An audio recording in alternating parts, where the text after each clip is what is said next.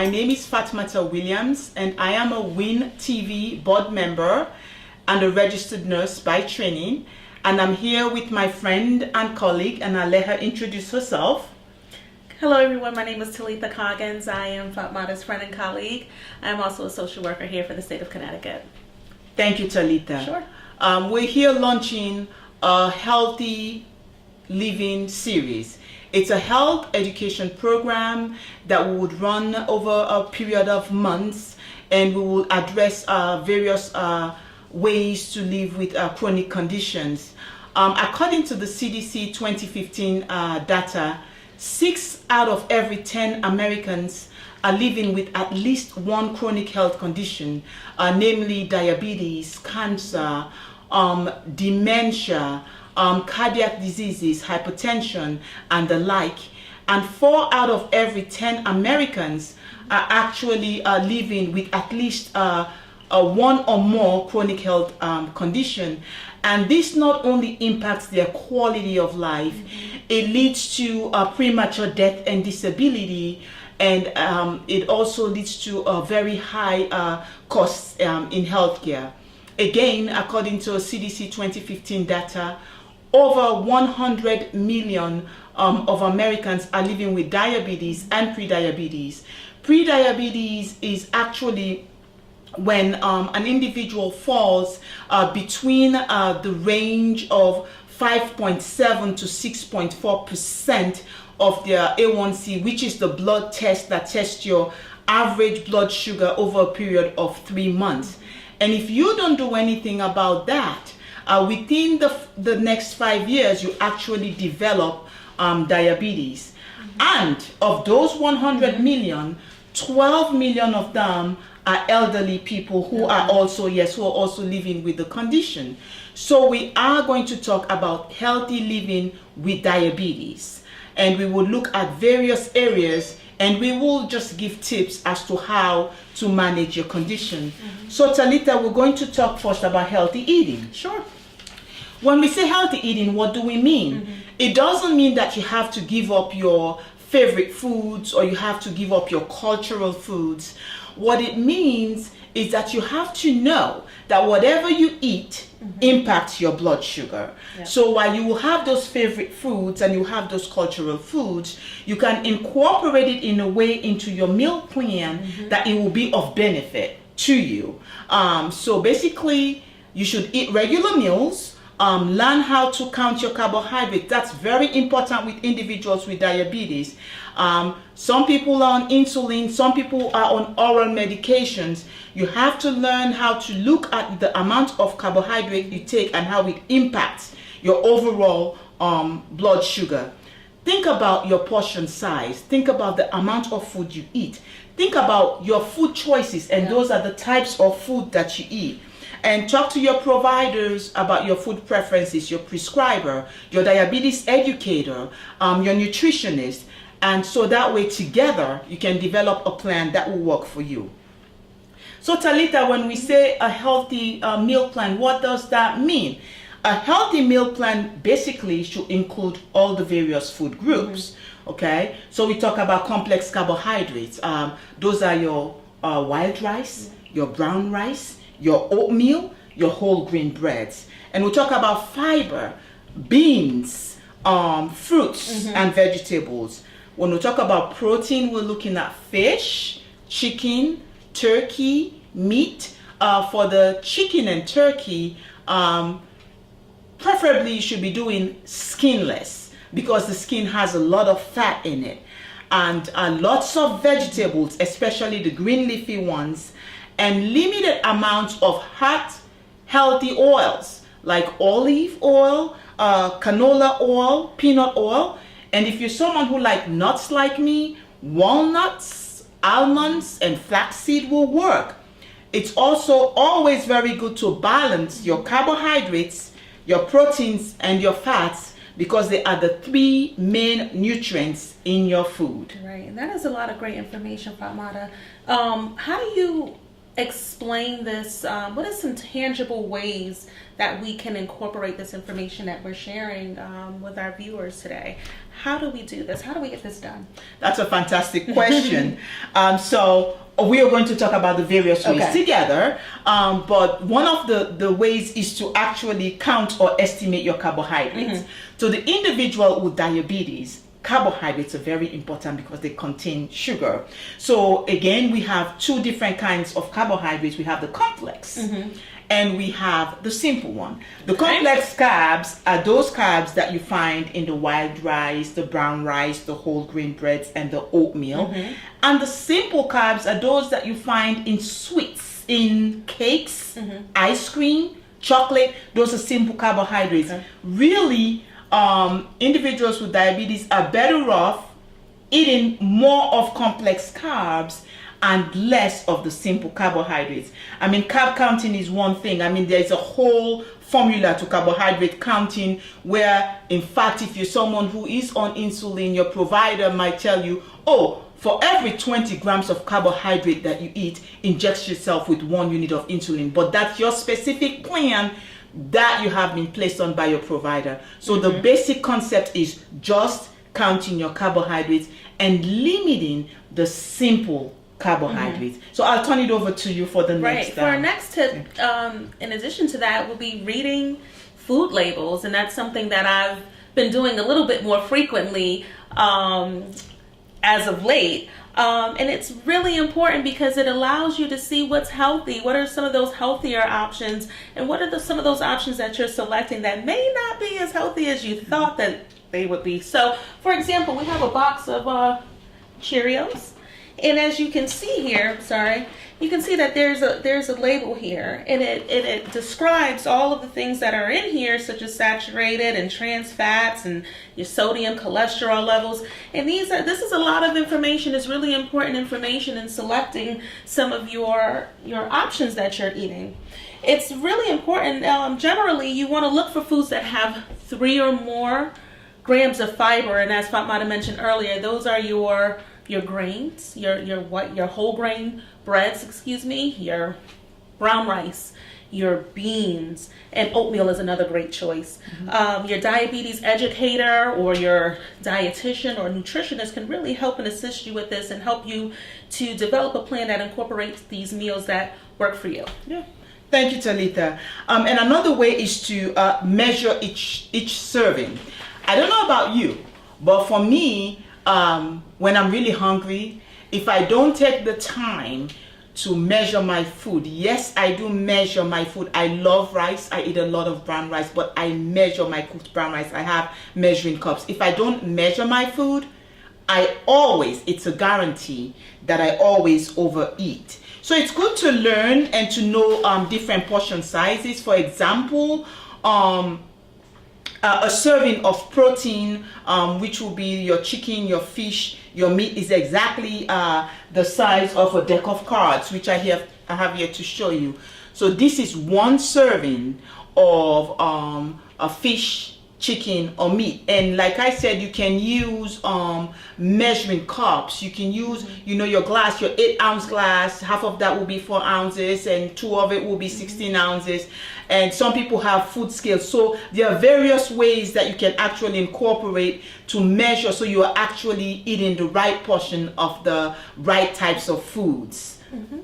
And in measuring those foods, it's really important to incorporate that into your overall eating plan. So once you understand the foods, the healthier choices that you should be incorporating into your diet, then you will have a better understanding of what you should eat. A diabetes educator can help you find a meal plan or develop a meal plan that will work for you and your overall treatment plan. Another reason to have an eating plan is to prevent high or low blood sugar. Blood sugar that is either too high or too low can cause real problems and make you feel sick. When it's too high, some of those symptoms can really indicate that your diabetes is out of control. You may have blurry vision, you may have a headache, you may feel tired or sluggish, and when it's too low, you may feel shaky or sweaty, weak or lightheaded, or you may even have a high or a fast heartbeat. Thank you, Talitha. So how do we do all of this? We can start by setting goals. Setting goals to talk to our diabetes educator or a nutritionist or even a provider. So to develop a healthy eating plan that works for us. But how do we go about to even think about setting these goals? Number one, when you're setting a goal, in order for you to achieve that goal, the goal has to be what we call a SMART, S-M-A-R-T goal. A goal that's specific, measurable, attainable, relevant, and timely. So for example, I can say to Talitha, I'm going to call my nutritionist. Okay. What does that mean? Talitha would say, yeah, okay. Okay, Just go like ahead she and said, call. go ahead. But I can also say to Talitha, I'm going to call my nutritionist on Wednesday, December 11th to schedule an appointment to discuss my nutrition goals. That is a SMART goal. That is a SMART goal. It says what I'm going to do, when I'm going to do it, and it gives the why. So when you develop a SMART goal, it's good to write it down. You either write it down on a calendar, or you will write it on a piece of paper and put it in an area where you can see it at all times to remind you. And for those of you who are tech savvy, you can even put it as an appointment in your phone.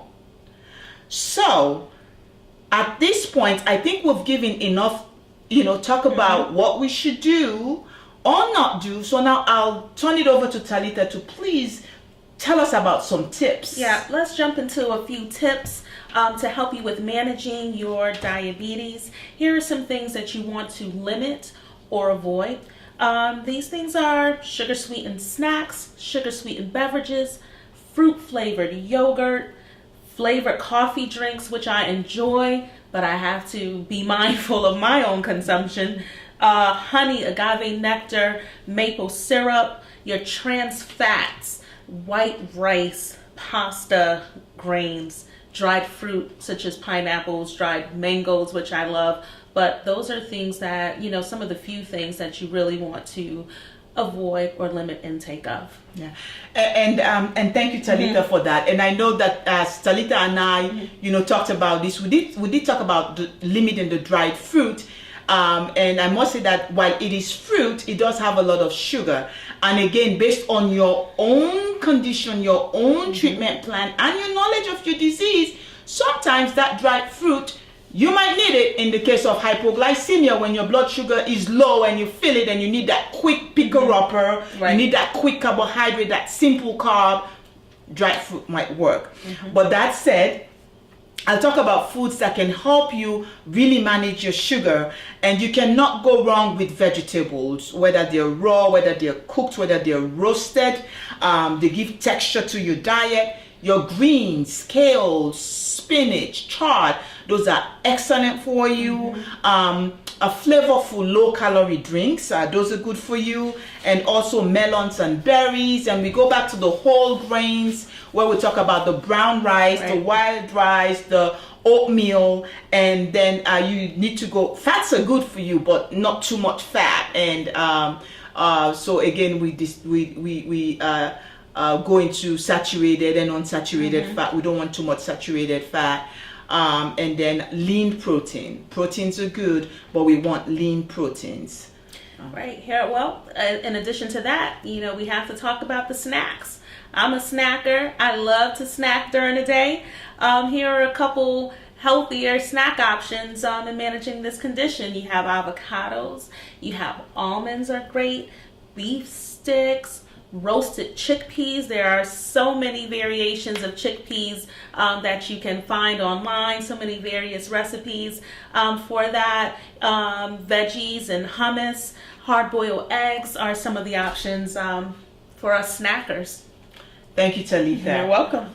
That takes us nicely into the next area that we want to look at, into helping us managing our diabetes, and that's the area of activity. Being active is not only good for you to manage your sugar, it's good for your overall well-being.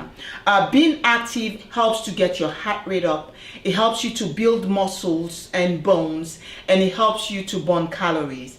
And some of the benefits of being active includes lower blood sugar, lower cholesterol, improved blood pressure, it lowers stress and anxiety, and improves your mood. If you're already active, great. It doesn't hurt to do it a little bit more. But if you're not active and this sounds overwhelming, please don't let it be. It's just as simple as thinking of creative ways to move your body.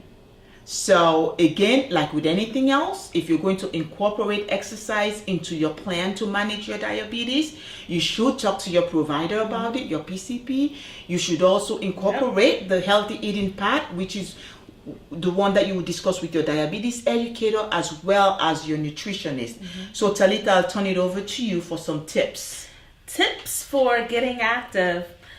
It's really about being creative and using what you have at home within the time frame that you have available. Things just such as walking your dog, that morning or afternoon or evening walk, working in your garden if you have one, while you're doing your household chores, using steps in your home if you have them, really taking advantage of those, maybe lunges throughout the house instead of walking, marching in place or stepping in place, and also, even exercising while you're watching TV. You can do sit-ups during a commercial break or lift weights if you have them while you're watching your favorite video or your TV program. Thank you for that, Talita. You're welcome. With any other condition or situation, diabetes is not the only thing that most of us will be dealing with. Even though you might have diabetes, you have a family to care for, you have to go to work, and you have a lot of other responsibilities. So this is how you can incorporate being active at work. Taking your lunch break on a nice day and walking. You can do exercise in your chair. Sometimes if you're on the phone, stand. If you're listening to a webinar, training, you can stand and walk around your area, your cubicle, your office, whatever space you have. And sometimes, rather than sending an email to your colleague 3 doors or 3 cubicles down, you can actually walk over to that colleague to talk to them about whatever the matter is. And Talita, I'll turn it over to you about tips for when you're out and about.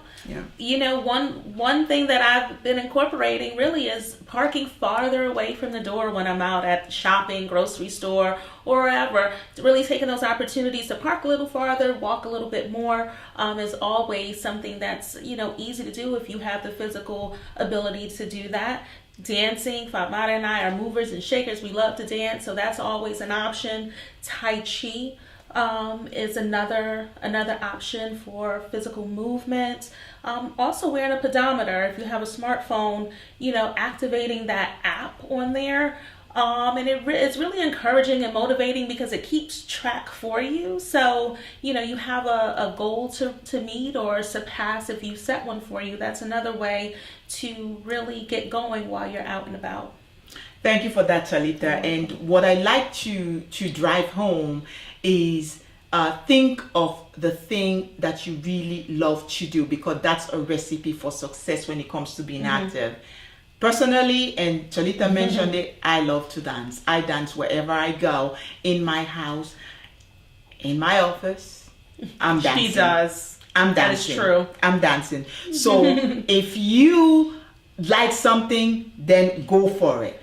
And for those of us who this is new and we're not used to being active, take it slow. Your only competition is you. So start with 5 minutes. You can go to 10 minutes. And as you begin to build endurance, move it on up maybe to 30 minutes. 30 minutes a day, 5 times a week is a win. Again, like with everything else, Make sure you talk to your PCP and all the other disciplines that's involved in your care so that they know what you're doing. Don't overdo anything. When you're exercising, you should be able to talk. Maybe not sing, but you should be able to talk. And it's also good, like Talita said, to keep track of your activity. Wearing the pedometer, holding your phone with you, and keeping track of how much you've done is really encouraging. Find a buddy. My buddy is right here. We actually exercise together most days of the week. At least 2 to 3 days a week, we're exercising together. Some of it we do on our own. But what that does for us is that we hold each other accountable.